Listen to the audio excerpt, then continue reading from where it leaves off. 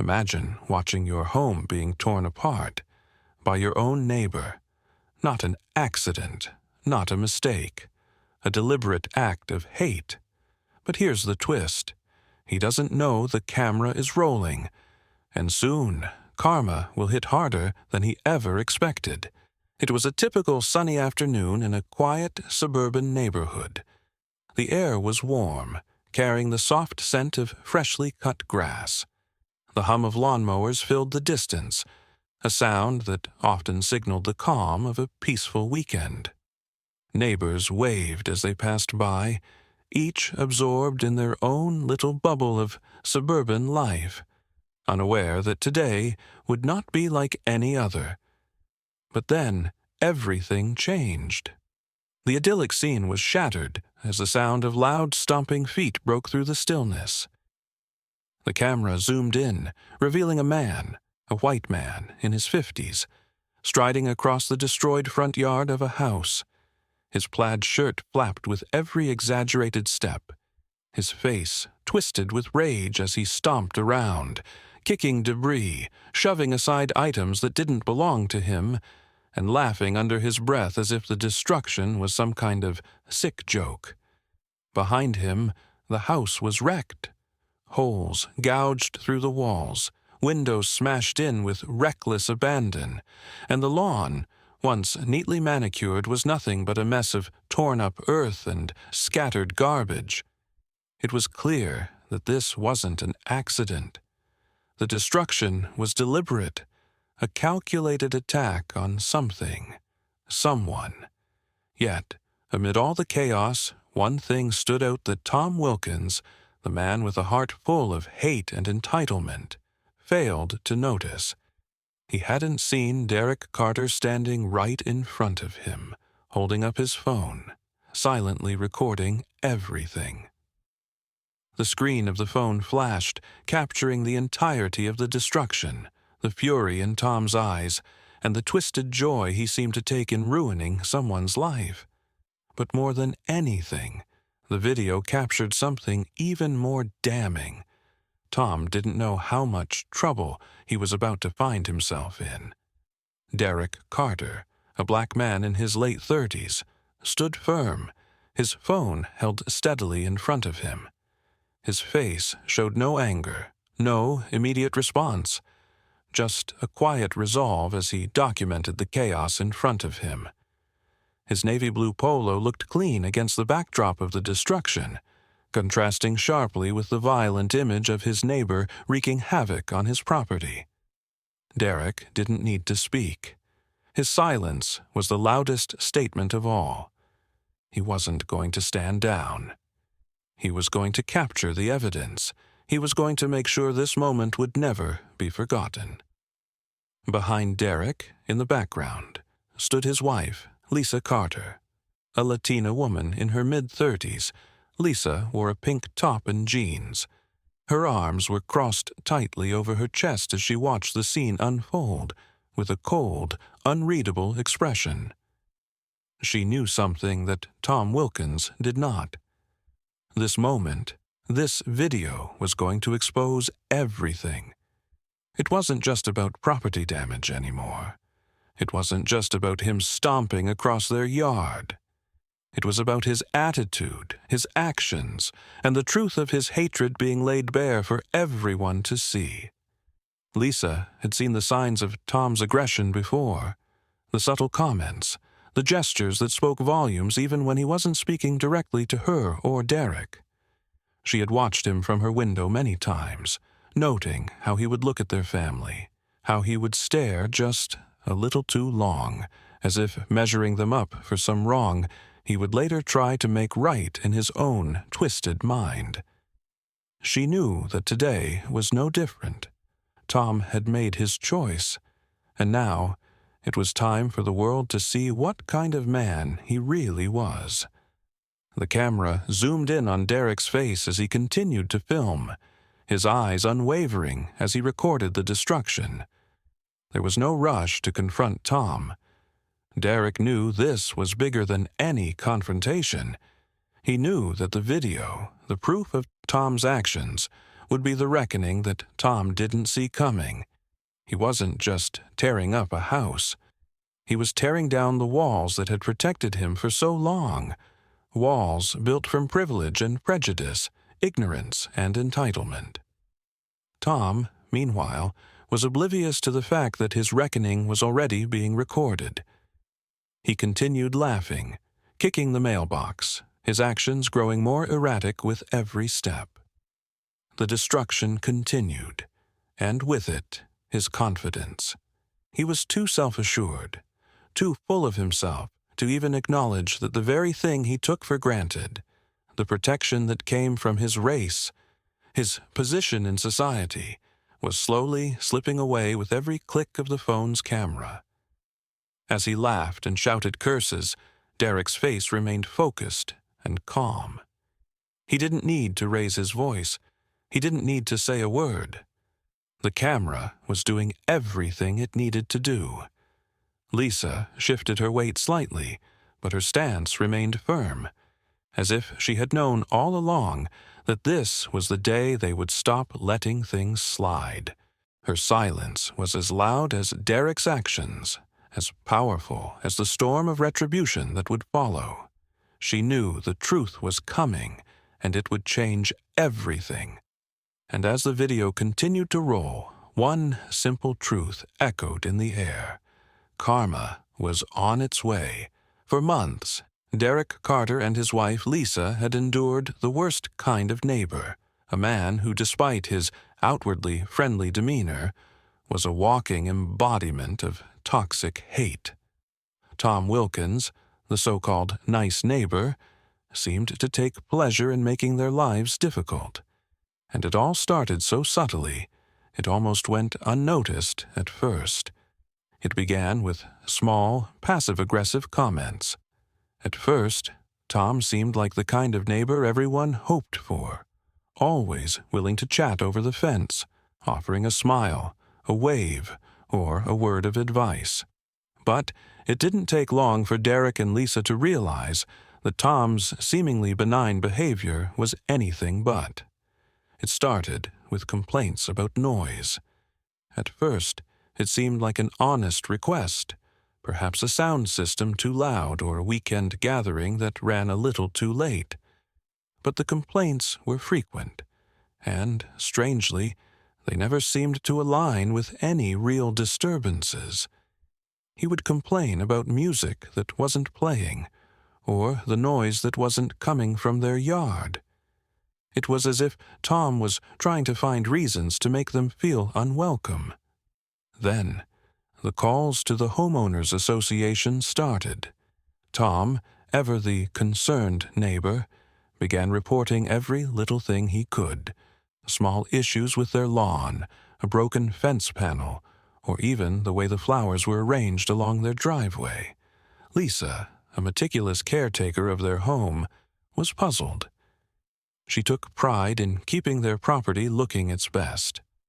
Still, the complaints continued, each more trivial than the last, and yet each carried a sense of urgency, as if Tom believed he was within his rights to challenge their every move. But as time passed, the behavior escalated. What once felt like a minor nuisance quickly turned into something darker, more sinister. Police were called to their home for reasons that made no sense at all. Derek and Lisa found themselves dealing with officers who arrived at their doorstep, only to leave with no explanation as to why they had been summoned in the first place. Each time it happened, it was clear to Derek that Tom was behind it. It was becoming increasingly evident that Tom Wilkins wasn't just annoyed with them. He was actively trying to push them out, trying to make them feel unsafe, unwanted. Then the vandalism started. Derek came home one day to find his car's tires slashed, the sharp metal of the knife clearly etched into the rubber, leaving deep gashes. His initial instinct was to think it was some random act of cruelty, a one-off incident.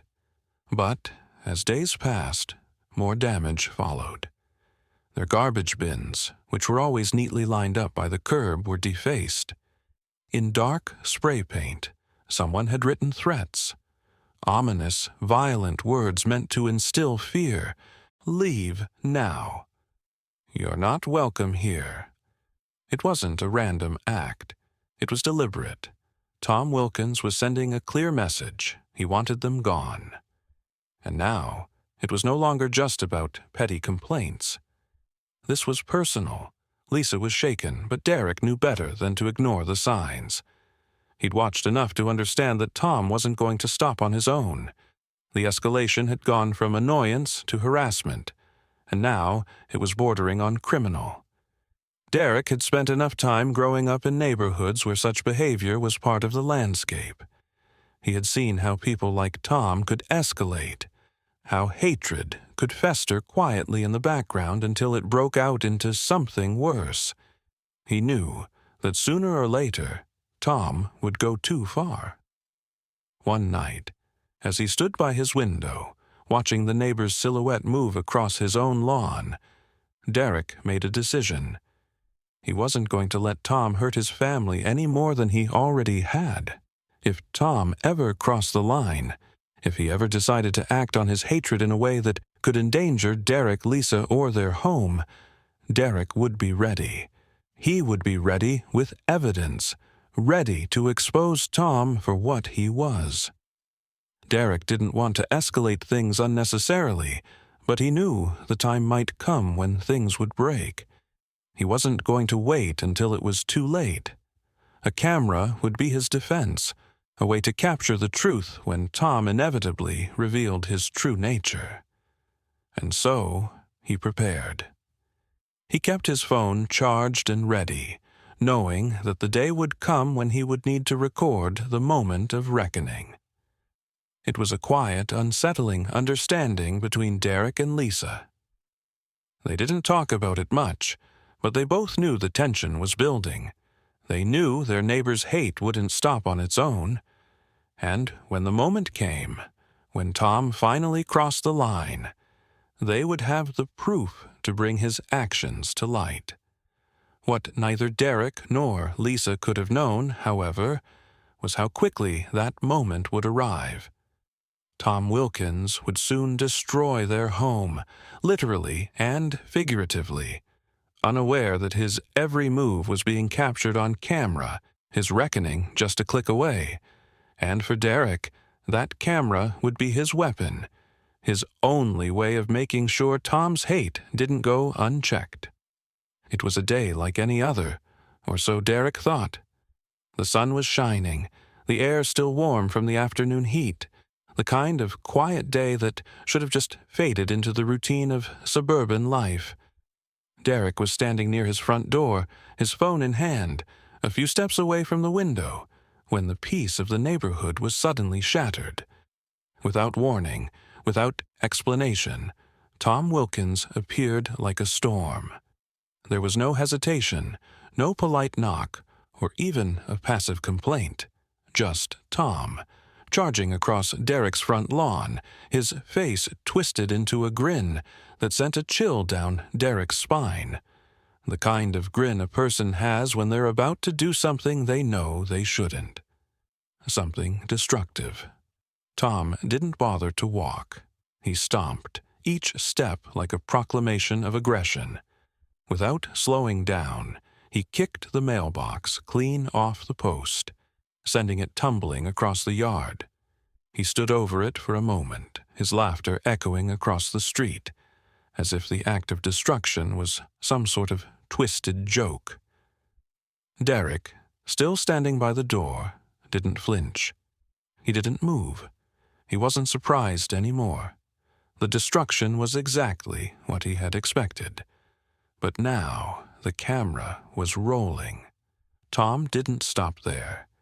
His actions escalated with terrifying speed. He reached for a metal pipe from the yard, God knows where it had come from, and began hammering it against the side of Derek's house. Each blow rang through the air like the clang of a bell, reverberating with the weight of every unspoken threat Tom had thrown their way in the past few months. Derek kept filming, the lens capturing every second, every moment of rage. Tom yelled, his voice dripping with venom, "Time to clean up this trash!" But the camera never blinked. Derek stood still, resolute, his eyes fixed on the destruction unfolding in front of him. He wasn't moving. Not a single step, not a single word. He knew exactly what he needed to do: record the truth. His fingers tightened on the phone and the camera captured everything. The shaking of Tom's hands as he smashed the pipe against the siding, the laughter that held no humor, and the pure, undiluted hate dripping from every word. It was as if Tom didn't even care anymore. As if the camera, Derek's recording of his every move, was nothing but a meaningless backdrop to his rampage. Tom looked up, finally noticing the phone, but he didn't stop. He didn't pause. He simply smirked, as though daring Derek to do something about it. "Film all you want, boy," he shouted, his voice thick with defiance. "No one's gonna do a damn thing." Tom's words cut through the air, but Derek's focus remained unwavering. He didn't back down. He didn't flinch. His only response was the camera, steady and calm, rolling, documenting everything. This was it. This was the moment that Tom had crossed the line, and Derek wasn't going to let it slip by. Derek shifted the camera slightly, bringing the wreckage into frame, capturing the destruction Tom had caused: the smashed mailbox, the dents in the side of the house, the broken, shattered remnants of a home that had been under siege for far too long. The screen of the phone flickered for just a moment before Derek calmly spoke into the camera. "I hope you're watching this, Internet," he said, his voice low and steady, filled with quiet strength. The words weren't just for Tom anymore. They were for anyone who would see this, for anyone who would hear his call for justice. This was no longer just about property damage. It was about exposure. It was about truth. And then, without warning, Tom crossed the final line. His face flushed with anger, his eyes bulging as he charged straight toward Derek, fists clenched at his sides. Derek could see the rage building in Tom's chest, could feel the intensity of the confrontation growing by the second. But Derek didn't back down. He didn't move an inch. He remained standing there, holding the camera up, capturing every moment. Tom came closer, his breathing heavy, his voice shaking with fury. "What are you gonna do, huh?" Tom yelled, his face just inches from Derek's. "You think this is gonna stop me?" Derek didn't flinch. His gaze remained steady, focused on Tom, but his words were aimed directly at the camera, at the people who would see the truth for themselves. He wasn't afraid. Not anymore. This moment was bigger than Tom. It was about something far more important: standing up, no matter the cost. "I hope you're watching this, Internet," Derek repeated, his voice unwavering, calm, like a calm before the storm. But in that moment, it was clear he wasn't just recording for himself. He was recording for every person who had ever been pushed too far, for every person who had ever been a victim of hate and injustice. This was the truth, and it was undeniable. "Where are you watching from?" Derek's voice shifted, more direct now, inviting the world into his story. "And if this was your home, what would you do?" The video kept rolling. The moment kept escalating. But for Derek, the resolution was clear. He wasn't just capturing destruction. He was capturing accountability. And it was only a matter of time before Tom would face the consequences of his actions. Within hours of Derek's video being posted online, everything exploded. What started as a simple recording of a toxic neighbor's violent outburst quickly became something far bigger, something that Derek had never expected. The video, capturing every moment of Tom Wilkins' rage and destruction, went viral almost immediately. It was everywhere, on social media, news sites, trending on Twitter, shared by countless strangers who couldn't believe what they were seeing. Millions of people watched the footage. Comments flooded in from every corner of the internet. Some were shocked, others enraged, and many simply could not understand how someone could act with such reckless hate. What was more striking than the video itself was the sheer power of its reach. People from all walks of life were seeing it. News outlets picked it up, and soon, the story of Tom's outburst became the focus of every major media outlet. Celebrities began to weigh in on the situation, voicing their outrage and supporting Derek for his calm in the face of aggression. The video was more than just a moment of personal justice. It was a national story about accountability, racial prejudice, and the power of the people's voice. Tom Wilkins, for the first time in his life, was facing the consequences of his actions. Derek's phone buzzed nonstop as the story grew, but Tom's life was unraveling at an even faster pace. It started with his employer. The company that had employed him for years had seen the video. Tom's workplace, once a safe place where he could maintain his anonymity, quickly severed ties with him. His employer issued a statement. He had been let go, effective immediately, for behavior that was unacceptable and not aligned with the company's values. It didn't matter that the footage was just of one isolated incident. What mattered was that it was clear to everyone who watched it that Tom's actions were not just a one-off. His career was over. His reputation was ruined. His neighbors, those who had once been friendly and courteous, suddenly turned on him. The facade of his quiet suburban life crumbled. Neighbors who had always kept their heads down, too afraid to speak out, now openly declared they had never liked Tom anyway. Some went as far as to say they always knew something was off about him, but they'd never felt comfortable speaking up. Now, with the public outrage growing louder by the minute, they found the courage to finally say what they had kept silent for so long. Tom was not welcome in their community. Then came the reporters. With the video spreading like wildfire, the media descended on Tom's home, surrounding his property in a wave of flashing cameras and microphones. They wanted answers. They wanted to know everything about the man behind the mask of civility. Where was he? What did he have to say for himself? Tom wasn't just a man anymore. He was a symbol of everything that had gone wrong. He was the face of hate, of entitlement, and of violence in a world that was no longer willing to tolerate it. But Tom wasn't facing the media. Instead, he went into hiding. He retreated from the public eye, locking himself inside his home and refusing to come out. His life, once so secure, was now reduced to a shell of its former self. The very walls he had once used to protect himself from accountability were now the very ones trapping him in a self-imposed exile. He could no longer walk the streets, could no longer show his face in his own neighborhood. The very community he had tried to break now stood united against him. As Derek continued to watch his phone blow up with notifications, a new development emerged.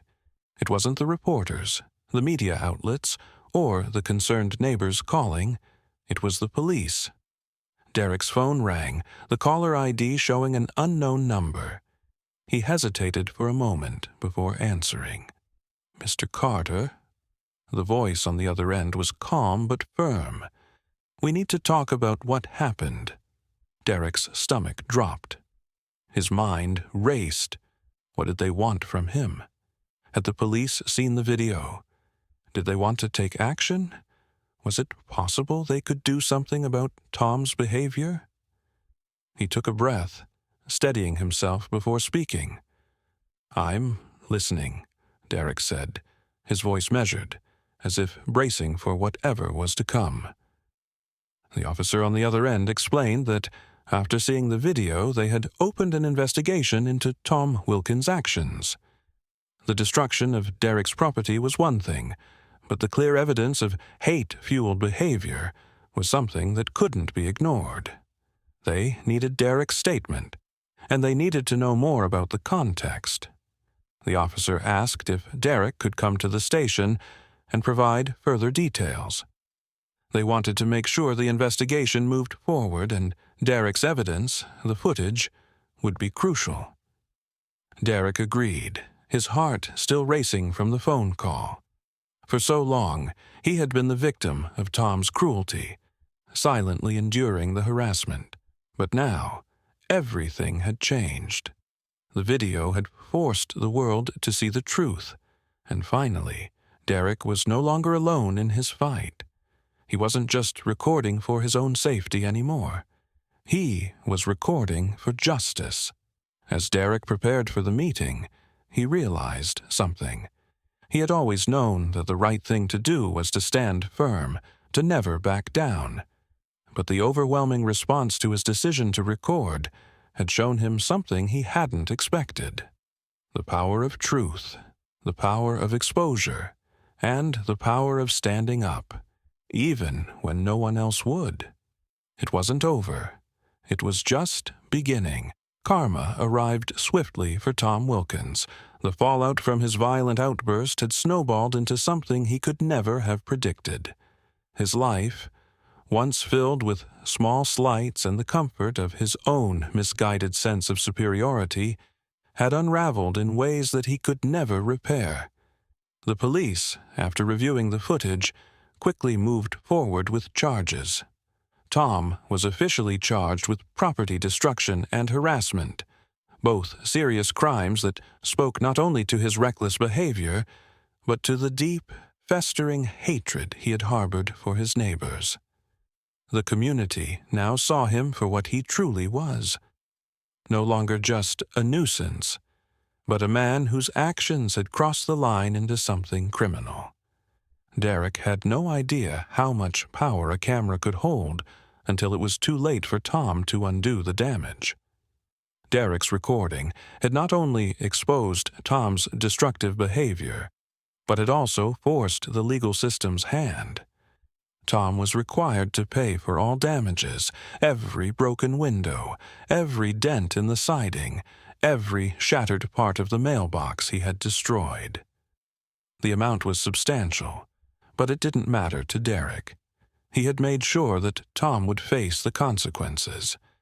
And now, as the bills piled up for Tom, Derek knew the justice was being served. The punishment didn't end with financial reparations.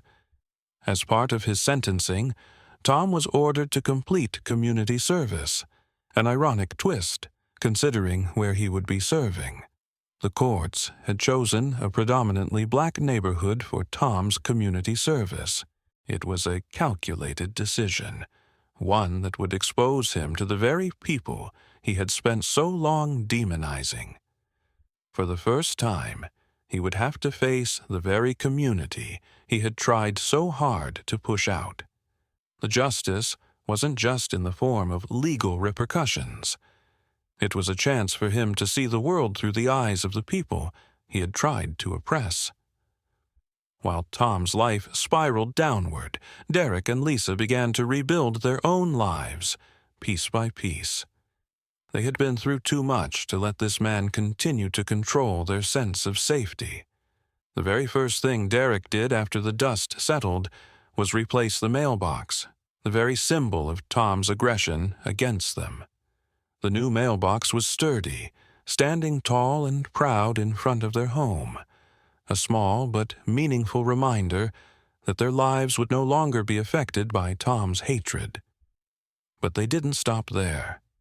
Derek and Lisa were determined to never feel vulnerable again. They had cameras installed around the perimeter of their property, this time for their own peace of mind. Derek made sure that every corner of their home was covered, knowing that they could no longer afford to be passive. This wasn't just about stopping Tom. It was about ensuring that no one ever again would have the audacity to try and break into their lives, their home, or their peace. "Nobody will ever do this to us again," Derek said to Lisa one evening as they sat on their porch, watching the sunset. It was a quiet moment, a brief respite from the tension that had gripped them for so long, but in that moment, they both knew that they had taken control back. They had rebuilt not just their home, but their sense of security and their dignity. As for Tom, his time in the neighborhood was running out. The pressure of the charges, the public shame, and the forced community service were too much for him to handle. In the dead of night, with no fanfare or goodbye, Tom Wilkins packed up his things and left. No neighbors came to see him off. No one came to ask why he was leaving or to offer any parting words. He simply vanished, as quietly as he had come into their lives. It was a fitting end to his chapter in the neighborhood, a man who had caused so much damage, only to retreat into the shadows when the consequences of his actions were finally realized. For Derek and Lisa, the sense of relief was palpable. Tom's departure didn't just mark the end of their nightmare. It marked a new beginning. The home they had worked so hard to build was theirs again, free from the stain of Tom's hatred. They had faced down the storm and come out the other side stronger, more united, and more determined to protect what was theirs. And while Derek and Lisa knew that the world wasn't perfect and that challenges would continue to come their way, they also knew one thing for sure. They would never again let someone like Tom Wilkins have the power to disrupt their lives.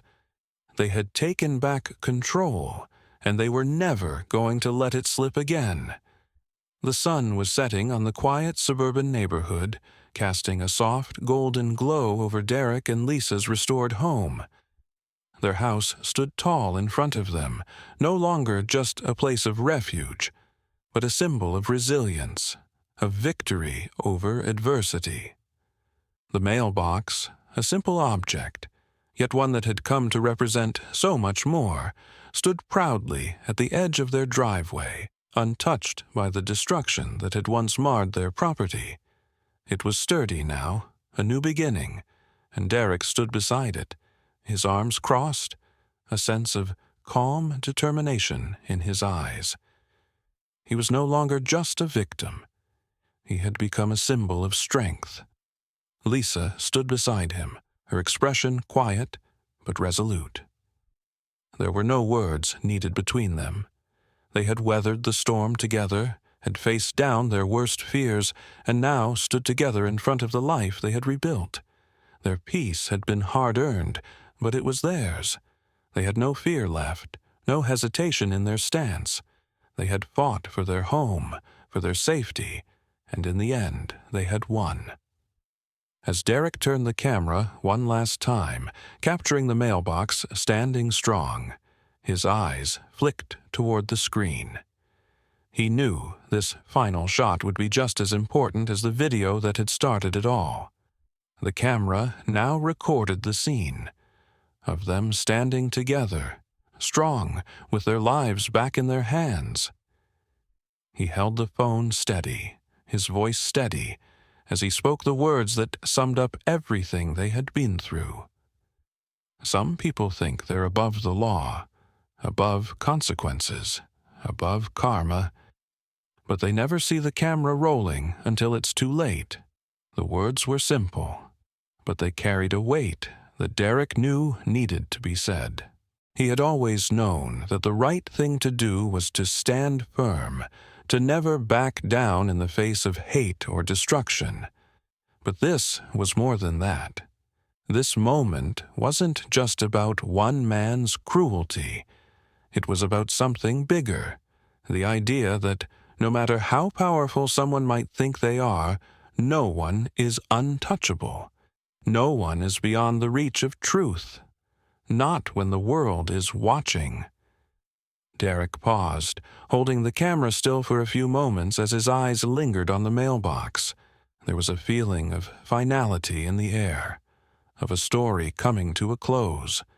But it wasn't just about Tom Wilkins anymore. It was about the thousands of people who had stood with him, who had seen the video and understood the weight of what had happened. Derek's story had become their story. The story of standing up for what's right, of refusing to be intimidated, of never allowing someone's hate to take root without consequences.